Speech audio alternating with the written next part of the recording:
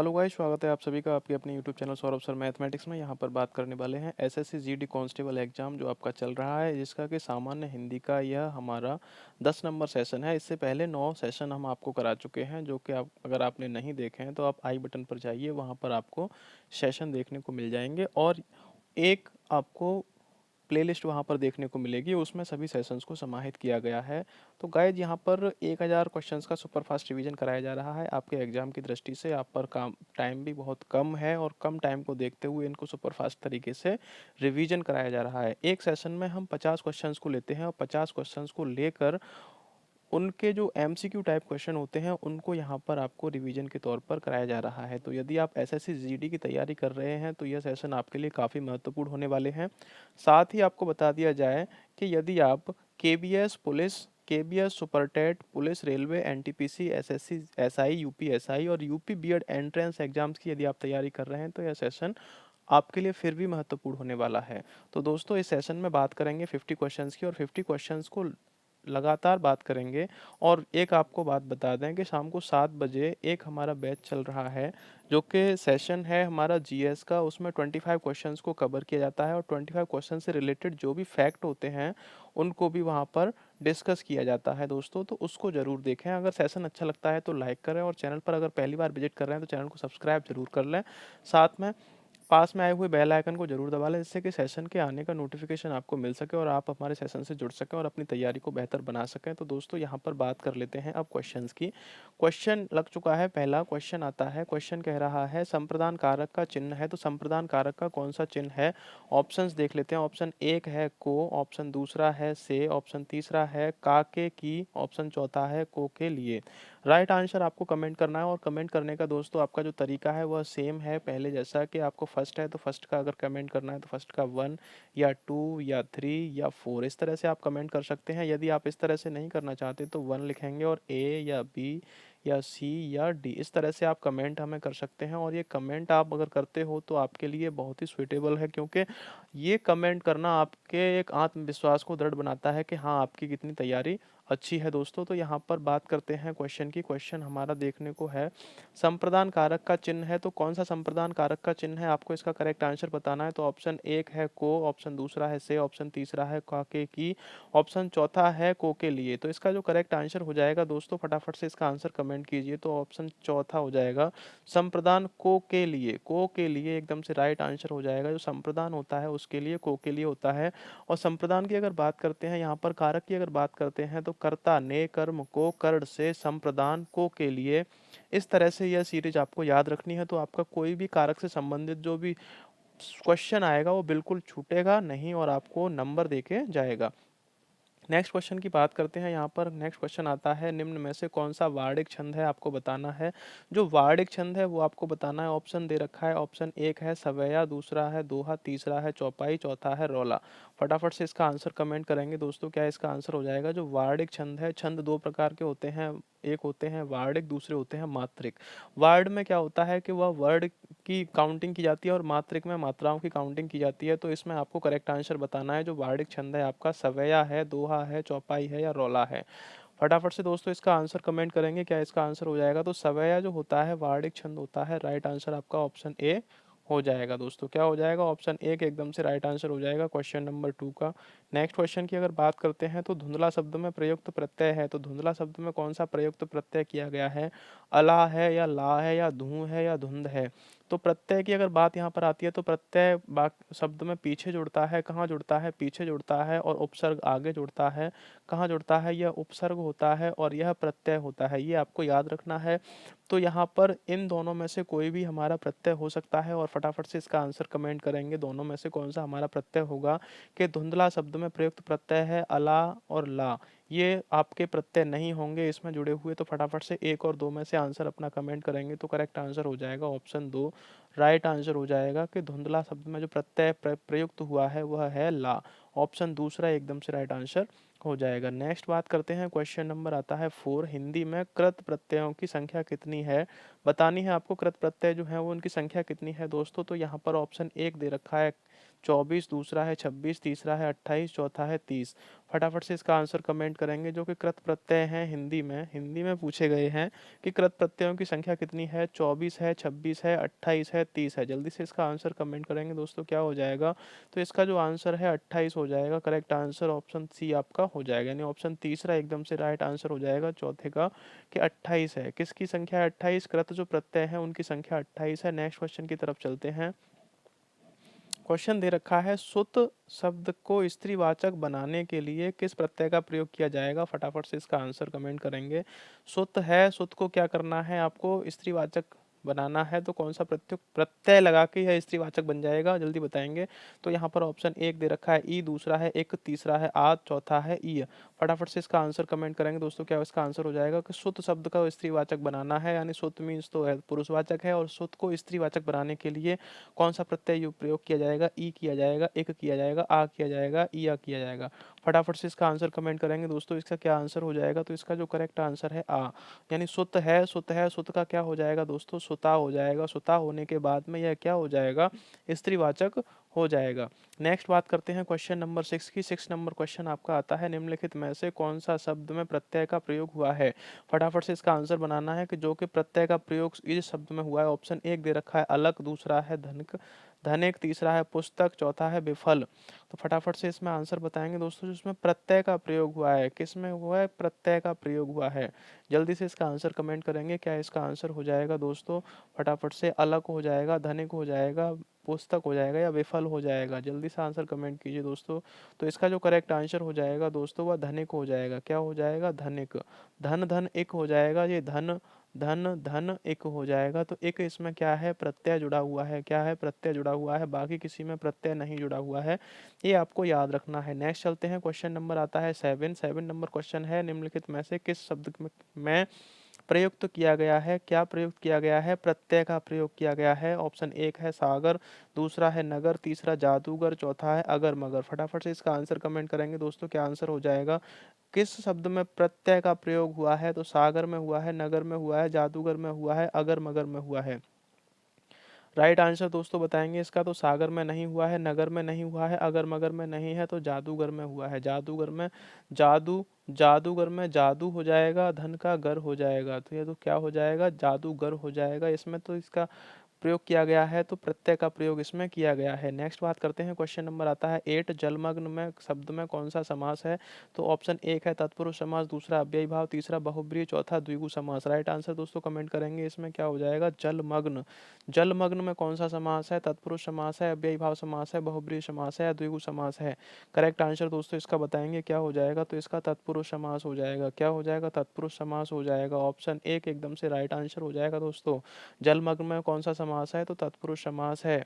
चलते हैं next question की तरफ। अगला क्वेश्चन आता है, क्वेश्चन दे रखा है, पश्चिमी भाषा का विकास किस अपभ्रंश से माना जाता है। तो कौन से अपभ्रंश से पश्चिमी भाषा का विकास माना जाता है।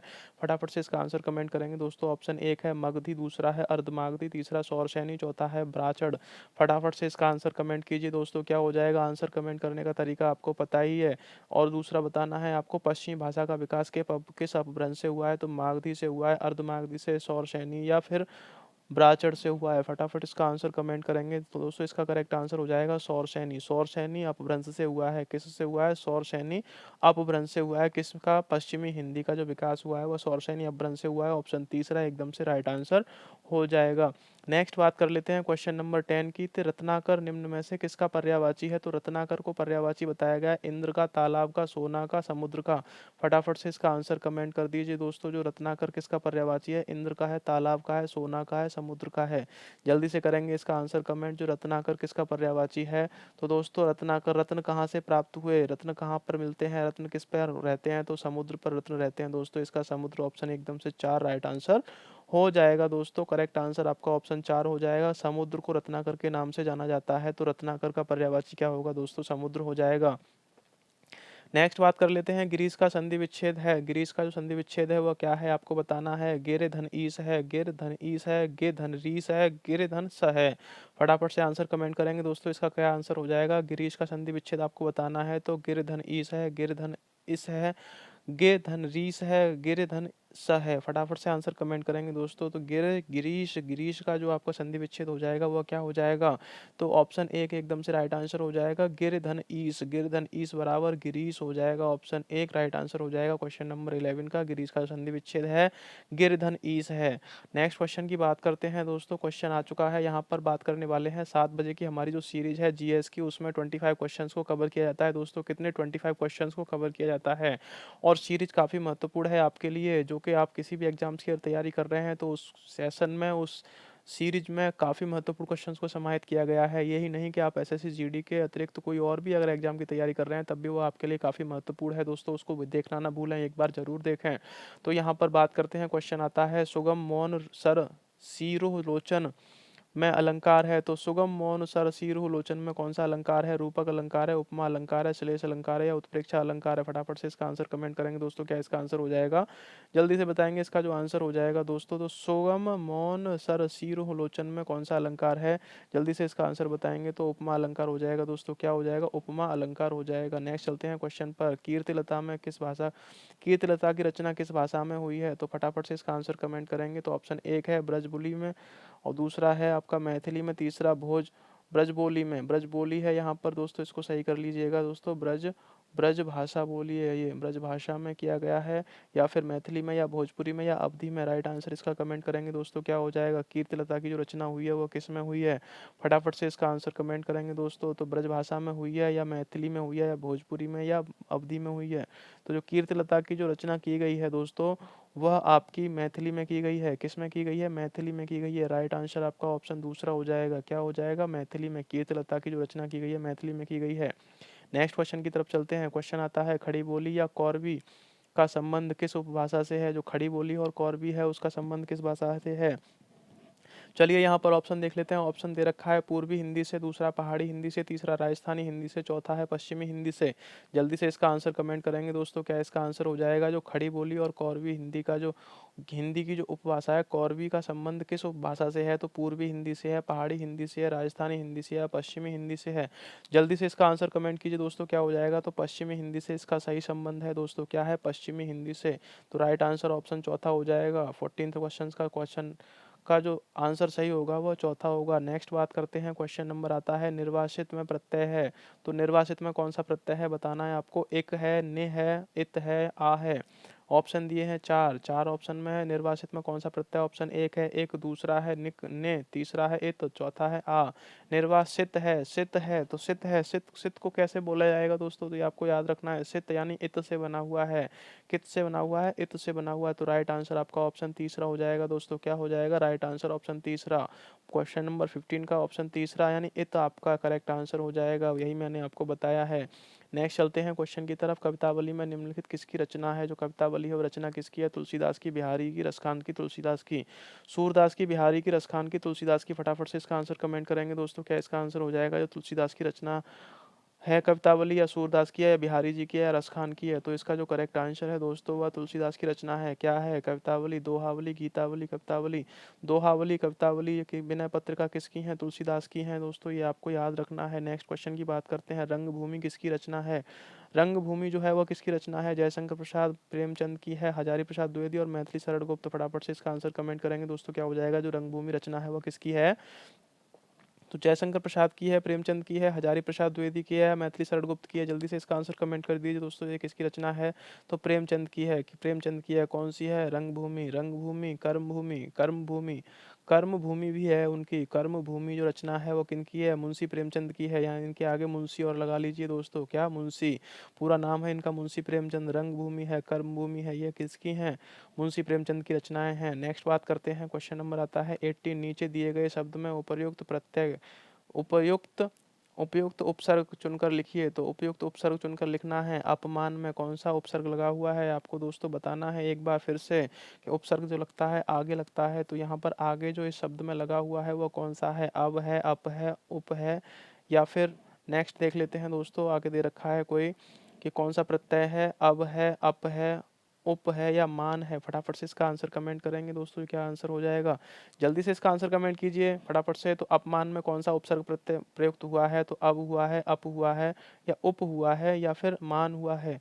जल्दी से आंसर बताएंगे दोस्तों, इसका क्या आंसर हो जाएगा? तो अप में क्या दिखाई दे रहा है दोस्तों? आपको अप दिखाई दे रहा है, अपमान में अप दिखाई दे रहा है, तो राइट आंसर ऑप्शन दूसरा हो जाएगा दोस्तों। 18 नंबर का कौन सा आंसर हो जाएगा? ऑप्शन दूसरा एकदम से राइट आंसर हो जाएगा। नेक्स्ट बात कर लेते हैं दूरस्थ। दुर्वस्था। दुर्वस्था यहाँ पर लिखा हुआ है। दुर्वस्था में आपको देखना है कौन सा उपसर्ग यूज हुआ है। तो दुस है, या अब है, या दुर है, या दो है? फटाफट से आंसर कमेंट करेंगे दोस्तों। चार ऑप्शन दे रखे हैं दुर्वस्था में।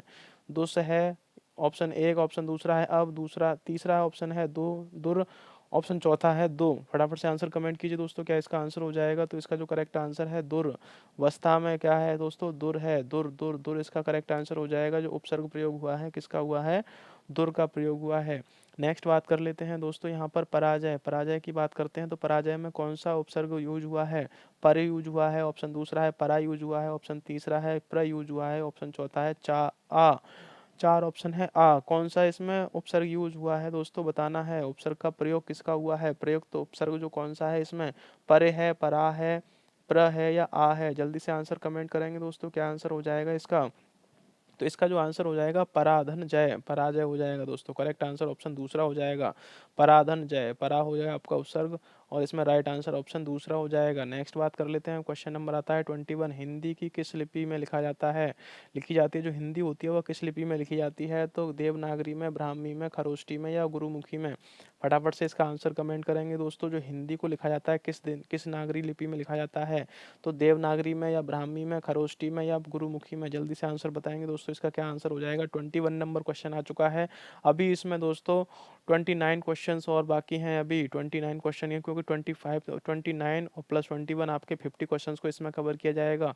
फटाफट अंदाज में दोस्तों जल्दी से इनका आंसर कमेंट करते चलिए। आपको आंसर कमेंट करना है केवल। तो देवनागरी लिपि इसका राइट आंसर हो जाएगा दोस्तों। हिंदी की किस लिपि में लिखा जाता है? तो देवनागरी लिपि में लिखा जाता है। ऑप्शन एक एकदम से राइट आंसर हो जाएगा।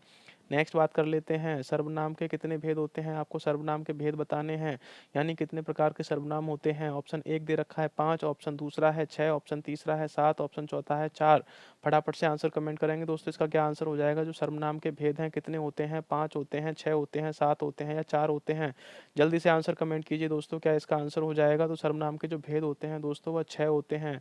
कितने होते हैं दोस्तों? 6 होते हैं। ऑप्शन दूसरा एकदम से राइट आंसर हो जाएगा दोस्तों। सर्वनाम के भेद कितने होते हैं? तो 6 होते हैं। कितने? 6। राइट आंसर है आपका ऑप्शन दूसरा। नेक्स्ट बात करते हैं, आकाश पाताल के बीच में लगने वाला जो चिन्ह है उसको क्या कहते हैं दोस्तों? बताना है फटाफट से। तो अल्प विराम कहते हैं, ऑप्शन दूसरा है विस्मयाद बोधक चिन्ह कहते हैं, या तीसरा है योजक चिन्ह कहते हैं, या चौथा है उद्धरण चिन्ह कहते हैं? फटाफट से इसका आंसर कमेंट करेंगे दोस्तों। यहाँ पर आपको देखना पड़ेगा, आकाश पाताल के बीच में जो ये वाला चिन्ह लगा हुआ है, इस चिन्ह का नाम क्या है? चिन्ह भी आते हैं आपके एग्जाम में, और उसको भूलिएगा नहीं। इस चिन्ह को एक बार जरूर देख कर जाइएगा। यदि आपको चिन्ह से रिलेटेड कोई अगर सेशन चाहिए तो मैं आपके लिए प्रोवाइड करा सकता हूँ। तो कमेंट बॉक्स में हमें ज़रूर बताएं, लाइव चैट में न करके कमेंट बॉक्स में बताएं कि चिन्ह का आपको सेशन चाहिए कि नहीं।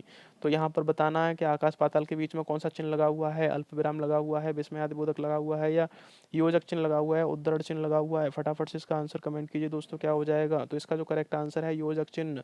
योजक चिन्ह है दोस्तों। क्या आंसर है? योजक चिन्ह राइट आंसर हो जाएगा ऑप्शन तीसरा आपका। और योजक चिन्ह को द्वंद्व समास में भी लगाया जाता है। किसमें? द्वंद्व। द्वंद्व समास जो होता है उसमें भी इसकी पहचान की जाती है कि इन दोनों में कौन सा समास है, तो द्वंद्व समास हो जाएगा। तो योजक चिन्ह का प्रयोग द्वंद्व समास में किया जाता है, ये आपको याद रखना है।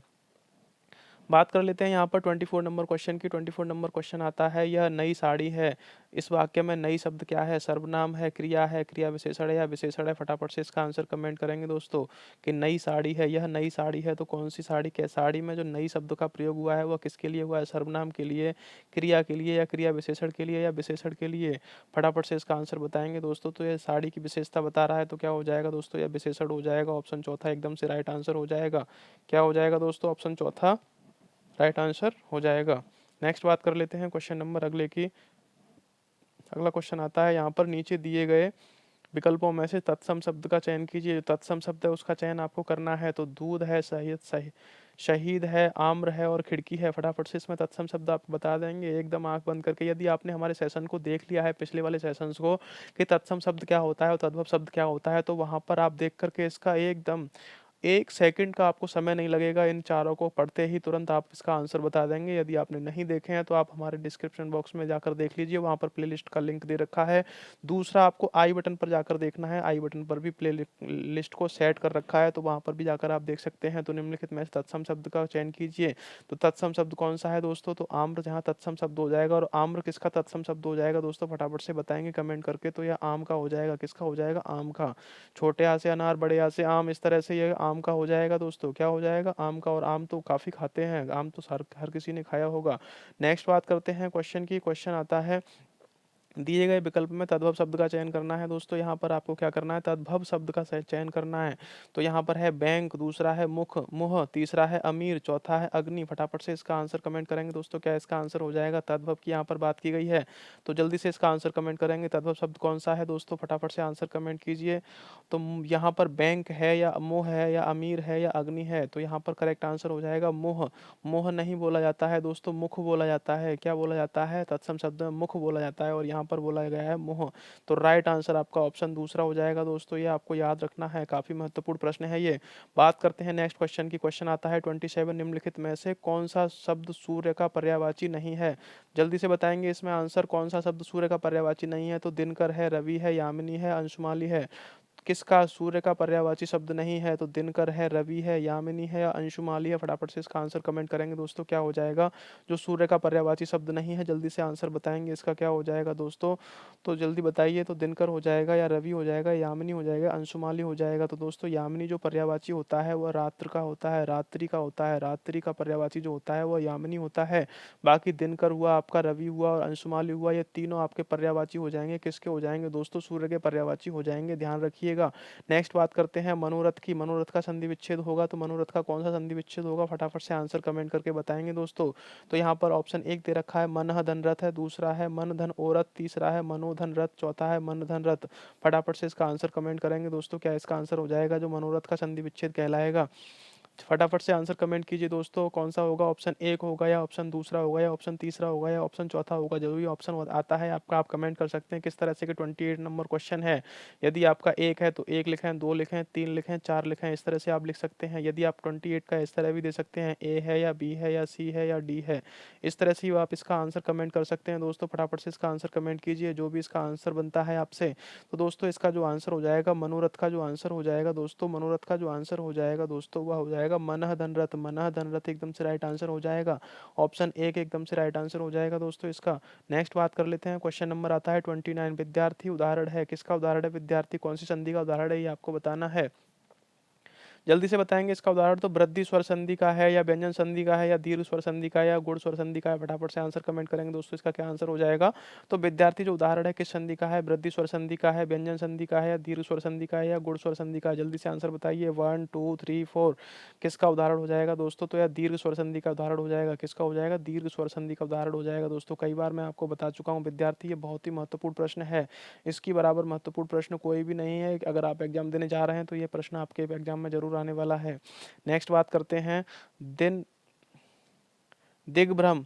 दिग्भ्रम यहाँ पर बात की गई है दिग्भ्रम की। तो दिग्भ्रम उदाहरण किसका है, कौन सी संधि का है? तो विसर्ग संधि का है, या अयाद संधि स्वर संधि का है, या यड़ स्वर संधि का है, या व्यंजन संधि का है? जल्दी से आंसर कमेंट करेंगे दोस्तों, जो दिग्भ्रम उदाहरण है किसका उदाहरण है? फटाफट से आंसर कमेंट करेंगे, क्या इसका आंसर हो जाएगा जो दिग्भ्रम है किसका उदाहरण है? तो दिग्भ्रम किसका उदाहरण है? विसर्ग का है, अयाद स्वर का है, या यड़ स्वर का है, या व्यंजन संधि का है? जल्दी से आंसर कमेंट करेंगे दोस्तों, तो यह व्यंजन संधि का है। किसका है? व्यंजन संधि का। राइट आंसर आपका ऑप्शन 4 हो जाएगा दोस्तों। जो दिग्भ्रम है वो किसका उदाहरण है? व्यंजन संधि का है। नेक्स्ट बात करते हैं, यहाँ पर बिल्ली छत से कूद पड़ी है। भैया बिल्ली छत से कूद पड़ी है, और जब आप पीछे भागोगे उसके तो बिल्ली छत से तो कूद ही पड़ेगी दोस्तों। यहाँ पर आप आता है अपादान कारक है, या अधिकरण कारक है, कर्म कारक है, संप्रदान कारक है। जब कुत्ता पीछे भागता है बिल्ली के, तो बिल्ली छत से भी कूद जाएगी क्या? पेड़ पे भी चढ़ जाती है वो तो यहाँ पर बात करते हैं दोस्तों, किसकी बात करते हैं? बिल्ली छत से कूद रही है, तो कौन सा कारक हो जाएगा? यहाँ पर कारक की बात की गई है दोस्तों। किसकी बात की गई है? कारक की। किस कारक से कारक का बिलोंग करती है बिल्ली जब छत से कूदती है? तो अपादान करती है, अधिकरण करती है, कर्म करती है, संप्रदान करती है। जल्दी से बताएंगे दोस्तों इसमें क्या है। तो बिल्ली छत से कूद रही है यानी छत से अलग हो रही है, तो अलग होने के संबंध में क्या लिया जाता है दोस्तों, अपादान कारक लिया जाता है। राइट आंसर आपका ऑप्शन ए हो जाएगा दोस्तों। क्या हो जाएगा, अपादान कारक। बिल्ली छत से कूद रही है, पेड़ से पत्ता गिर रहा है, लड़की छत से गिर पड़ी है, इसमें सभी में क्या आता है दोस्तों, अपादान कारक आता है। राइट आंसर आपका जो हो जाएगा दोस्तों ऑप्शन ए हो जाएगा। क्या हो जाएगा, ऑप्शन ए, अपादान कारक। नेक्स्ट बात कर लेते हैं दोस्तों, नीचे लिखे वाक्य के लिए एक शब्द बताइए। आपको एक शब्द बताना है जो युद्ध में स्थिर रहता हो उसको क्या कहते हैं। ऑप्शन दे रखा है, एक यशस्वी कहते हैं, दूसरा है युधिष्ठिर कहते हैं, तीसरा है सत्याग्रही सत्याग्रही कहते हैं, चौथा है अश्वारोही कहते हैं। फटाफट से आंसर कमेंट करेंगे दोस्तों। इसका आंसर क्या हो जाएगा, जो भी युद्ध में स्थिर रहता है उसको क्या कहते हैं, यशस्वी, युधिष्ठिर, सत्याग्रही, अश्वारोही। जल्दी से आंसर कमेंट कर दिया होगा दोस्तों, आपने आंसर कमेंट करके बताया होगा। तो इसका क्या आंसर हो जाएगा दोस्तों, इसका जो आंसर हो जाएगा युधिष्ठिर हो जाएगा। युद्ध में स्थिर रहने वाले को क्या कहते हैं, जो युद्ध में स्थिर रहता है उसको युधिष्ठिर कहते हैं। ऑप्शन दूसरा एकदम से राइट आंसर हो जाएगा दोस्तों। क्वेश्चन नंबर 32, ऑप्शन दूसरा आपने कमेंट किया होगा दोस्तों, ऑप्शन दूसरा राइट आंसर हो जाएगा। नेक्स्ट बात कर लेते हैं, क्वेश्चन नंबर आता है 33, शैव किसे कहते हैं। शैव जिसको कहते हैं वो किसको कहते हैं, जो शक्ति की उपासना करता है उसको शैव कहते हैं, जो शिव की उपासना करता है उसे शैव कहते हैं, जो विष्णु की उपासना करता है उसे शैव कहते हैं, जो किसी की उपासना नहीं करता है उसको शैव कहते हैं। फटाफट से आंसर बताएंगे दोस्तों, क्या आंसर हो जाएगा इसका। शैव किसको कहते हैं, शैव किसको कहते हैं, जो शक्ति की उपासना करे उसको, जो शिव की उपासना करे उसको, जो विष्णु की उपासना करे उसको, जो किसी की उपासना ना करे उसको। जल्दी बताएंगे आंसर इसका क्या हो जाएगा दोस्तों। जो शैव जो कहलाता है वो शिव की उपासना करने वाला कहलाता है दोस्तों। कौन कहलाता है, शिव की उपासना करने वाला कहलाता है शैव। शैव किसको कहते हैं, तो शिव की उपासना जो करता है उसको शैव कहते हैं, और शक्ति की उपासना करने वाले को दोस्तों शाक्त कहते हैं। क्या कहते हैं, शाक्त। शाक्त किसको कहते हैं, जो शक्ति की उपासना करता है, और विष्णु की उपासना करने वाले को दोस्तों वैष्णव कहते हैं। क्या कहते हैं, वैष्णव। वैष्णव कहा जाता है, किसको कहा जाता है, जो विष्णु की उपासना करता है उसको वैष्णव कहा जाता है, और शैव किसको कहा जाता है, जो शिव की उपासना करते हैं और शक्ति की उपासना करने वाले को क्या कहा जाता है, शाक्त कहा जाता है। राइट आंसर हो जाएगा आपका ऑप्शन। नेक्स्ट बात करते हैं, बाचाल किसे कहते हैं। तो बाचाल किसे कहते हैं बताएंगे, जो जल्दी बोलता है उसको कहते हैं, जिसकी चाल ठीक ना हो उसको कहते हैं, जो चुप रहता है उसको बोलते हैं, जो बहुत बोलता है उसको बोलते हैं। किसको बाचाल कहते हैं, फटाफट आंसर कहेंगे दोस्तों, किसको बाचाल कहते हैं। बाचाल बाचाल बाचाल बाचाल कौन होता है दोस्तों, बाचाल के किसके लिए यूज किया जाता है, तो जो जल्दी बोलता है उसके लिए, जिसकी चाल ठीक ना हो उसके लिए, जो चुप रहता है उसके लिए, जो बहुत बोलता है उसके लिए। तो दोस्तों यहाँ पर बाचाल की बात की गई है, तो बाचाल जो बहुत बोलता है उसके लिए यूज किया जाता है। ज़्यादा बोलने वाले के लिए बाचाल का प्रयोग किया जाता है दोस्तों। बाचाल शब्द का जो प्रयोग किया जाता है वो ज़्यादा बोलने वाले के लिए प्रयोग किया जाता है दोस्तों। ये आपको याद रखना, ऑप्शन चौथा एकदम से राइट आंसर हो जाएगा। नेक्स्ट क्वेश्चन की बात करते हैं, क्वेश्चन नंबर आता है 35, श्याम धीरे धीरे चलता है। इसमें धीरे धीरे शब्द क्या है, तो भाई धीरे धीरे क्यों चल रहा है, जल्दी जल्दी चला करो, क्योंकि जल्दी जल्दी अगर आप मेहनत करोगे तो जल्दी जल्दी आपको सफलता मिलेगी, और सफलता ही आपका एक नया मूल मंत्र है, जिससे कि आपको सफलता मिलते ही आपको शाबाशी मिलना स्टार्ट हो जाएगा दोस्तों। तो आप धीरे नहीं तेज दौड़ोगे, तो तेज दौड़ोगे तो आपको सफलता जरूर मिलेगी। तो श्याम धीरे धीरे चलता है, इसमें धीरे धीरे शब्द क्या है, क्रिया है, विशेषण है, क्रिया विशेषण या इनमें से कोई नहीं है। फटाफट से आंसर कमेंट करेंगे दोस्तों, क्या इसका आंसर हो जाएगा। तो धीरे धीरे चल रहा है, क्या कर रहा है, चल रहा है, तो क्रिया हो जाएगी या विशेषण हो जाएगी, क्रिया विशेषण हो जाएगी, इनमें से कोई नहीं। फटाफट से इसका आंसर कमेंट करेंगे दोस्तों, क्या हो जाएगा, तो क्रिया विशेषण हो जाएगा। क्रिया विशेषण क्यों हो जाएगा दोस्तों, ये आप बताएंगे हमें कमेंट करके।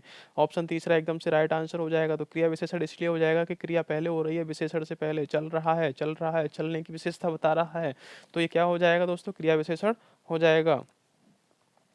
बात करते हैं यहाँ पर 36 नंबर क्वेश्चन आ चुका है। नीचे कुछ दिए गए शब्द दिए गए हैं, प्रत्येक शब्द में प्रयुक्त प्रत्यय प्रत्यय का प्रयोग किया गया है। तो घुमक्कड़ में कौन सा प्रयुक्त प्रत्यय है आपको बताना है दोस्तों, प्रत्यय बताना है। घुमक्कड़ में कौन सा है, ओड़ा है, आक है, ऊ है या अक्कड़ है। फटाफट से आंसर कमेंट कर दीजिए दोस्तों, क्या इसका आंसर हो जाएगा। जो घुमक्कड़ शब्द में प्रत्यय का यूज हुआ है, प्रयोग हुआ है, वह कौन सा है, ओड़ा है, आक है, ऊ है या अक्कड़ है। बताएंगे इसका आंसर क्या हो जाएगा दोस्तों। तो घुमक्कड़ में जो शब्द का प्रयोग हुआ है वह दोस्तों अक्कड़ हुआ है। क्या, घूम धन अक्कड़ यानी बराबर घुमक्कड़ हो जाएगा आपका। तो घुमक्कड़ में जो शब्द प्रयोग हुआ है, प्रत्यय प्रयोग हुआ है, वो अक्कड़ हुआ है। ऑप्शन चौथा एकदम से राइट आंसर हो जाएगा 36 नंबर क्वेश्चन का। बात कर लेते हैं यहाँ पर 37 नंबर क्वेश्चन आ चुका है। डिबिया में कौन सा प्रत्यय प्रयुक्त हुआ है, प्रत्यय की बात की गई है दोस्तों, किसकी, प्रत्यय प्रत्यय की यहाँ पर बात की गई है। डिबिया में कौन सा प्रत्यय प्रयुक्त हुआ है, आ या इया या आई या ई।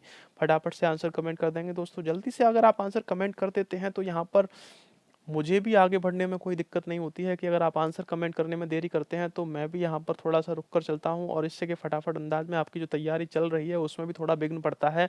तो दोस्तों आपसे आशा है कि आप जल्दी से जल्दी आंसर कमेंट किया करें और चैनल पर पहली बार विज़िट कर रहे हैं तो चैनल को सब्सक्राइब कर लें। पास में आए बेल आइकन को ज़रूर दबा लें जिससे कि आने वाले सेशन का नोटिफ़िकेशन आपको मिल सके और आप अपनी तैयारी को बेहतर बना सकें।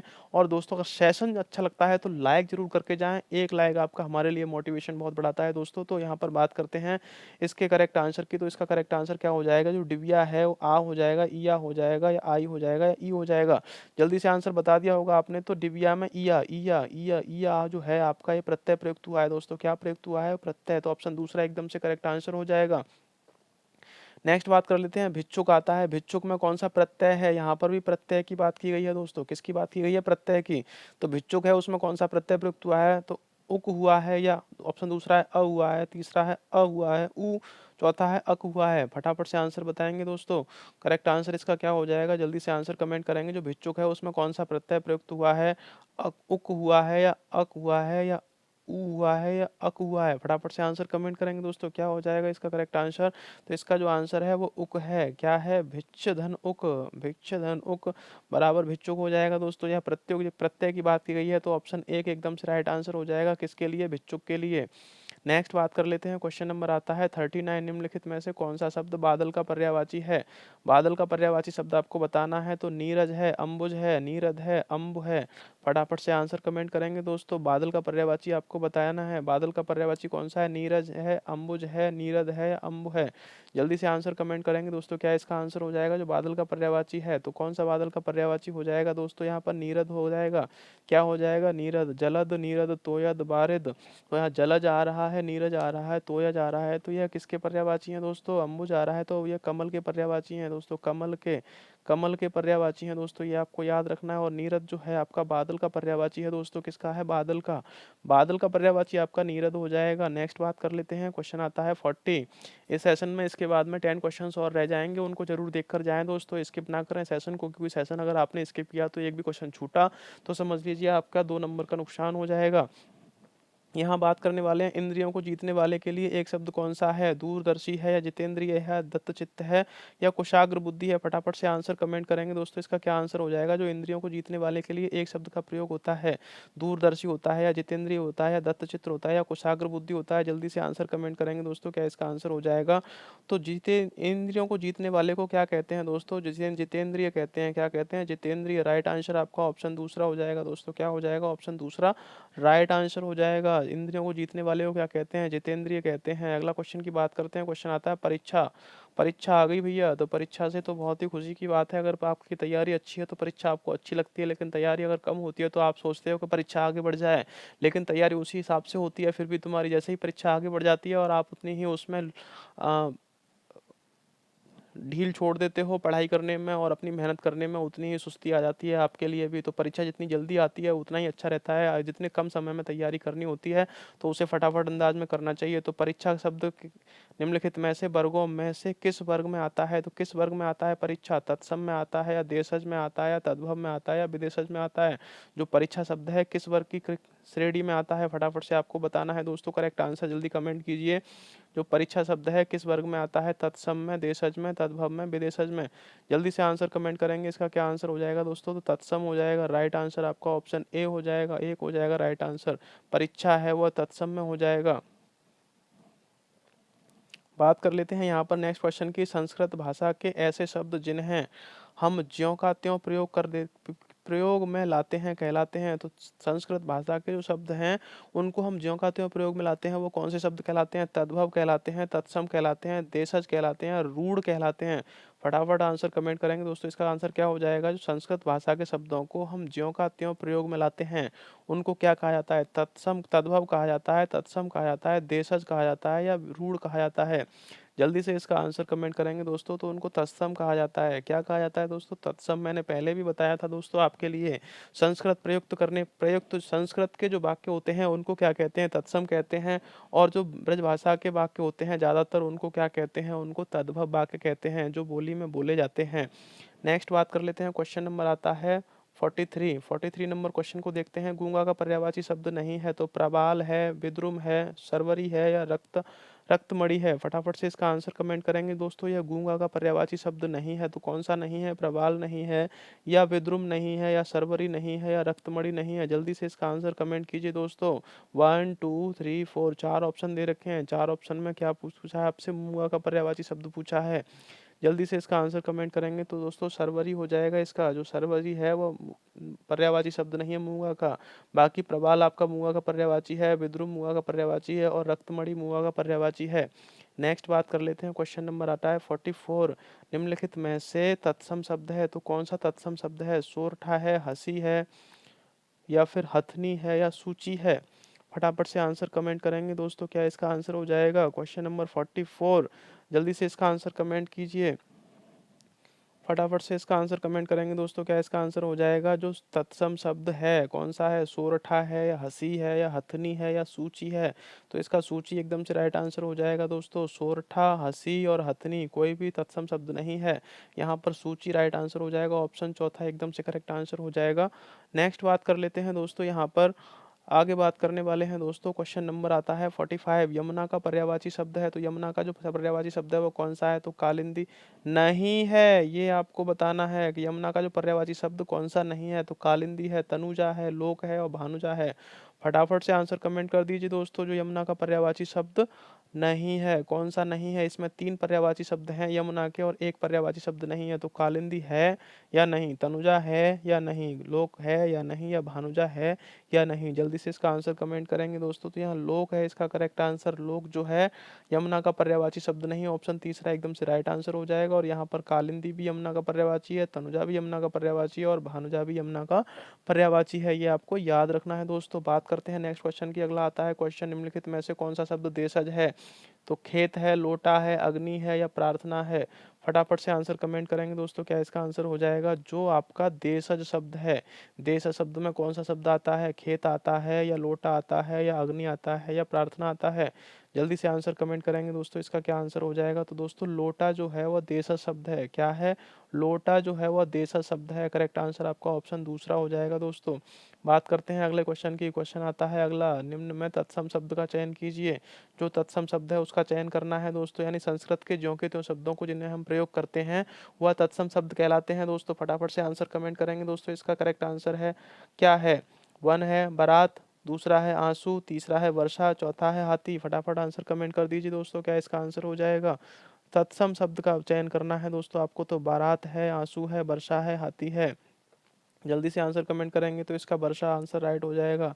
क्या हो जाएगा दोस्तों? वर्षा एकदम करेक्ट आंसर हो जाएगा। ऑप्शन तीसरा एकदम से राइट आंसर हो जाएगा। जो तत्सम शब्द है दोस्तों आपका, बाकी ये बारात हुआ, आंसू हुआ और ये हाथी हुआ, ये तीनों के तीनों आपके तद्भव शब्द में आते हैं। नेक्स्ट चलते हैं। आपका मैना का पर्यायवाची शब्द है। तो मैना का कौन सा पर्यायवाची शब्द है? कलह प्रिया है, श्यामा है, ना नर नाह है या शित है। जल्दी से आंसर कमेंट करेंगे दोस्तों। जो मैना का पर्यायवाची है, कलह प्रिया है, श्यामा है, नरनाह है या शिति है। जो भी इसका आंसर है फटाफट से आंसर कमेंट करेंगे दोस्तों। क्या इसका आंसर हो जाएगा?